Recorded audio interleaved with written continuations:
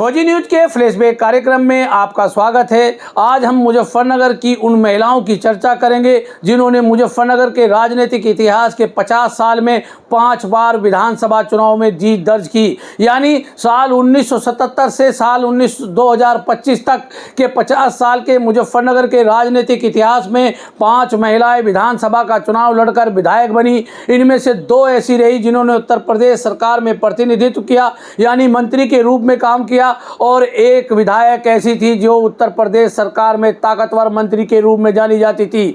तो मुजफ्फरनगर के 50 साल के राजनीतिक इतिहास की ये महिला विधायक कौन है, ये आपको मैं सिलसिलेवार आगे वीडियो में बताऊंगा।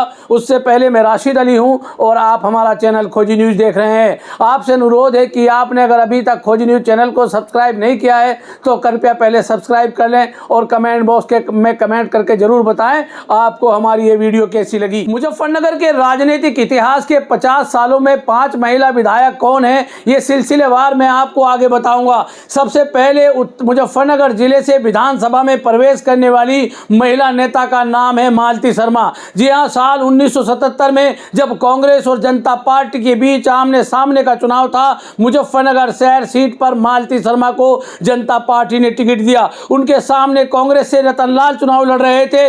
इस रोचक आमने सामने के रोचक मुकाबले में मालती शर्मा ने जनता पार्टी के प्रत्याशी के तौर पर मुजफ्फरनगर सदर सीट से पहला चुनाव जीता। यानी 1977 से उत्तर प्रदेश की विधानसभा में महिला विधायक के रूप में मुजफ्फरनगर से जाने वाली महिला नेत्री का नाम मालती शर्मा रहा। हालांकि मालती शर्मा उसके बाद 1980 का भी चुनाव लड़ी, 1985 का भी चुनाव लड़ी, लेकिन उनके हिस्से में हार आती रही। यानी मालती शर्मा एक बार विधायक बनी, उसके बाद उनका नंबर नहीं आया, लेकिन भारतीय जनता पार्टी ने उनके समर्पण भाव को देखते हुए, पार्टी के प्रति उनकी निष्ठा को देखते हुए उन्हें राज्यसभा का सांसद भी बना दिया था। यानी मालती शर्मा मुजफ्फरनगर जिले की ऐसी महिला नेता रही जिसको भारतीय जनता पार्टी ने राज्यसभा का सांसद भी बनाया था। 1977 के बाद मालती शर्मा से लेकर कई महिलाओं ने विधानसभा का चुनाव लड़ा, लेकिन महिलाओं के हिस्से में जीत नहीं आई। ये जीत दूसरी बार महिलाओं के हिस्से में तब आई जब 1996 में भारतीय जनता पार्टी ने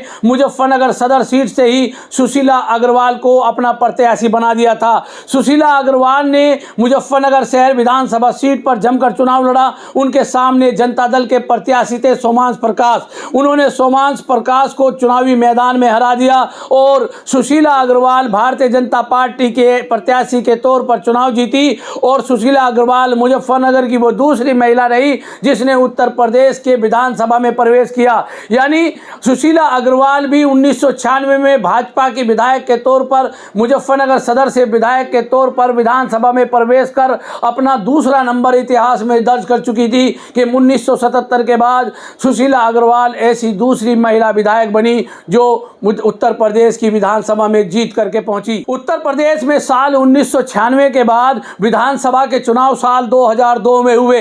साल 2002 में 2 महिला नेताओं ने मुजफ्फरनगर जिले की विधानसभा 2 सीटों पर किस्मत आजमाई। इनमें एक नाम था अनुराधा चौधरी का।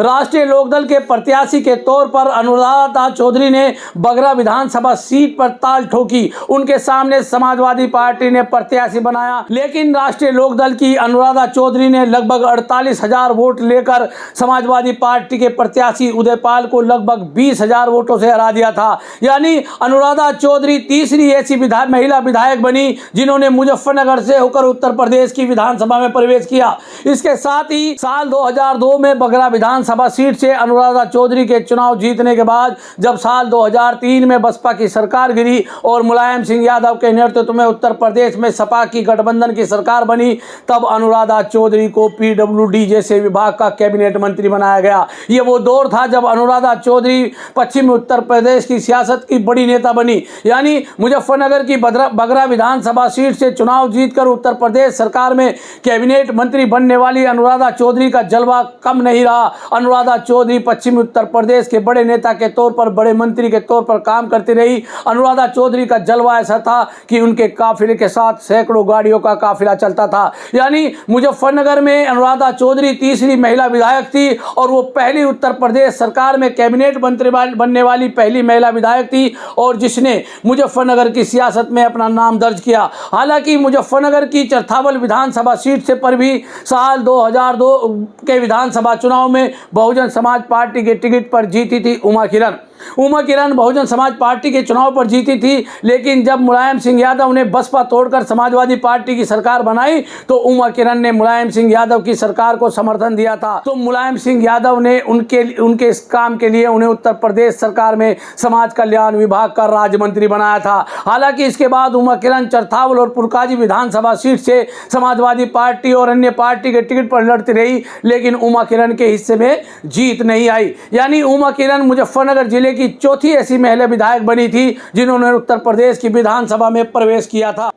अब मैं बात करूंगा मुजफ्फरनगर की सियासत की उस पांचवी महिला की जो विधायक के रूप में काम कर रही है। ये हालांकि ये महिला विधायक पहले भी चुनाव जीत चुकी है। यानी साल 2007 में जब कादिर राणा राष्ट्रीय लोकदल के विधायक बने थे मोरना विधानसभा सीट से, तब साल 2009 में उन्होंने बसपा के टिकट पर मुजफ्फरनगर की लोकसभा सीट पर चुनाव लड़ा और वो सांसद बन गए। यानी उनके इस्तीफे के बाद मोरना विधानसभा सीट पर चुनाव हुआ। मोरना विधानसभा सीट पर राष्ट्रीय लोकदल ने मिथिलेश पाल को अपना प्रत्याशी बनाया। मिथिलेश पाल ने उस चुनाव में जीत हासिल की। यानी मिथिलेश पाल पांचवी महिला विधायक के रूप में विधानसभा में प्रवेश कर चुकी थी कि मुजफ्फरनगर की सरजमीन से मिथिलेश पाल पांचवी महिला विधायक है जिसने जीत हासिल की है। इसके बाद मिथिलेश पाल कई चुनाव लड़ती रही, लेकिन उनके हिस्से में हार आती रही। साल 2024 में जब मीरापुर विधानसभा सीट से राष्ट्रीय लोकदल के विधायक चंदन चौहान ने चुनाव लड़ा, लोकसभा का चुनाव लड़ा और वो चुनाव जीत गए, तो उन्होंने मीरापुर विधानसभा सीट पर इस्तीफा दे दिया। उनके इस्तीफे के बाद मीरापुर विधानसभा सीट पर उपचुनाव होना था। राष्ट्रीय लोकदल ने अपने तमाम नेताओं को दरकिनार करते हुए भारतीय जनता पार्टी की नेता मिथिलेश पाल को अपना सिंबल थमा दिया। मिथिलेश पाल के सामने समाजवादी पार्टी ने चुनाव लड़ाया पूर्व सांसद कादिर राणा की पुत्रवधू सुंबुल राणा को। यानी ये पहला मुकाबला था मुजफ्फरनगर की सियासत में का जिसमें दो महिलाएं आमने सामने थी। हालांकि चुनावी नतीजा आए तो मिथिलेश पाल दूसरी बार विधायक बन चुकी थी। इस लिहाज से मुजफ्फरनगर को छठी बार महिला विधायक मिली। लेकिन मुजफ्फरनगर की महिला विधायक टोटल की बात करें तो मिथिलेश पाल पांचवी महिला विधायक हैं जो उत्तर प्रदेश की विधानसभा में चुनाव जीत कर पहुंची हैं। तो ये मुजफ्फरनगर की 5 वो महिलाएं थी जिनके बारे में हमने आपको बताया कि वो उत्तर प्रदेश की विधानसभा में चुनकर गई और मुजफ्फरनगर की सियासत में अपना अहम स्थान रखा। खोजी न्यूज के फ्लैशबैक कार्यक्रम में आज इतना ही। कल एक नए किस्से के साथ और मिलेंगे। तब तक के लिए धन्यवाद।